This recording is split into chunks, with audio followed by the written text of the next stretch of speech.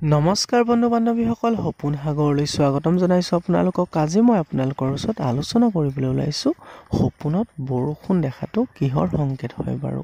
সপোন শাস্ত্ৰ অনুসৰি আৰু জ্যোতিষ শাস্ত্ৰ অনুসৰি যদি আপুনি কেনেবাকৈ সপোনত বৰষুণ দেখে, বৰষুণত তিতা দেখে, যদি বৰষুণ খুব বেছিকৈ দি থকা দেখে, তাৰ পৰা আপুনি যদি বৰষুণৰ মাজত যদি সোমাই আছে অকলশৰীয়াকৈ আৰু খুব ভয় খাইছে, এনেধৰণে যদি আপুনি কেনেবাকৈ সপোনত দেখিছে আৰু বৰষুণৰ ফলত আপুনি দৌৰিছে বা বৰষুণ যদি খুব মাত শুনিছে বৰষুণৰ কিন্তু বৰষুণ দেখা নাই, এনেকুৱা ভিন ভিন সপোনৰ ভিন ভিন অৰ্থ আছে। আজি কেইটামান অৱস্থাৰ বিষয়ে আপোনালোকক ক'বলৈ ওলাইছোঁ। যদি আপোনালোকে খুব বেছিকৈ বৰষুণ দিয়া দেখিছে আৰু খুব ফূৰ্তিত যদি আপুনি তিতি আছে, তেতিয়াহ'লে এইটো এটা বহুত শুভ সপোন হয়। এনেকুৱা সপোনে আপোনালোকৰ ঘৰখনলৈ অতি শীঘ্ৰে সুখ শান্তি কঢ়িয়াই অনাৰ লগতে আপোনাৰ জীৱনৰ যিকোনো বাধা অতি শীঘ্ৰে দূৰ হোৱাৰ এটা সংকেত হয়। আৰু যদি সপোনত অকল বৰষুণৰ মাত শুনিছে আপুনি কিন্তু বৰষুণ দেখা নাই, তেতিয়াহ'লে গম পাব যে আপোনাৰ লগত চলি থকা যি মানসিক সমস্যা, এই সমস্যাৰ আপুনি কিবা ইয়াৰ উপায় উলিয়াই পেলাই আপুনি এই সমস্যাৰ পৰা সমাধান পাব পাৰিব। গতিকে আপুনি যদি কেনেবাকৈ সপোনত বৰষুণৰ পৰা পলোৱা দেখিছে, তেতিয়াহ'লে আপুনি এটা কথা নিশ্চিত হ'ব যে আপোনাৰ জীৱনৰ লগত কিছুমান সমস্যা আছে, যি সমস্যা আপুনি সমাধান কিন্তু বিচাৰি এতিয়ালৈকে পোৱা নাই।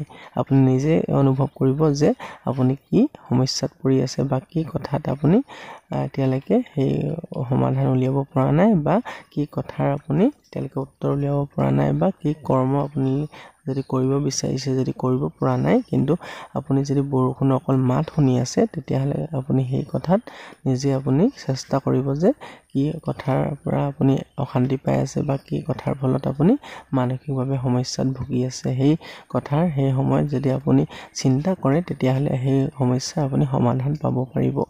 আৰু যদি সপোনত যদি খুব বতাহ আৰু বৰষুণৰ একেলগে অহা দেখে, তেতিয়াহ'লে এটা কথা আপুনি নিশ্চিত হ'ব যে আপোনাৰ ঘৰখনলৈ কিছুমান সমস্যা আহিব পাৰে। যদি আপুনি সেই বতাহ বৰষুণৰ ফলত খুব ভয় খাইছে, খুব যদি আপুনি ভয়ত যদি লুকাই থকা দেখিছে নিজকে, তেতিয়াহ'লে সৰু সুৰা কিছুমান সমস্যা আপোনালোকৰ ঘৰলৈ একে সময়তে আহিব পাৰে। সেই সময়ত আপুনি সাৱধান থাকিলে সেই সমস্যাৰ লগত আপুনি যুঁজিব পাৰিব।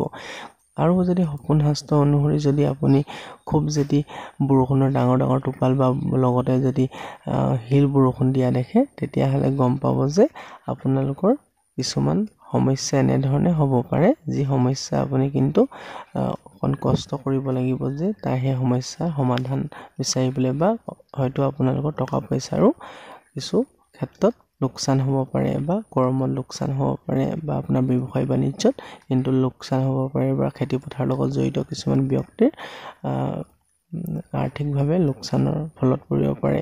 যিহেতু আমি সপোনবোৰ একোটা প্ৰত্যেক সপোনৰ যেনেধৰণে অৰ্থ আছে, কিছুমান সপোনৰ অৰ্থ ভাল আৰু কিছুমান সপোনৰ অৰ্থ বেয়া।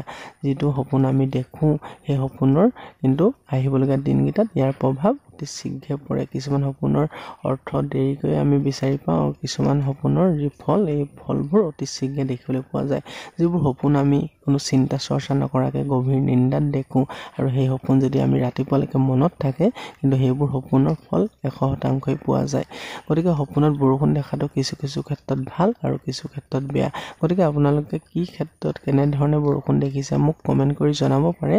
আপোনালোকৰ সেই কমেণ্টৰ উত্তৰ দিবলৈ মই চেষ্টা কৰিম। গতিকে আজিলৈ ইমানে আছিলে, ধন্যবাদ।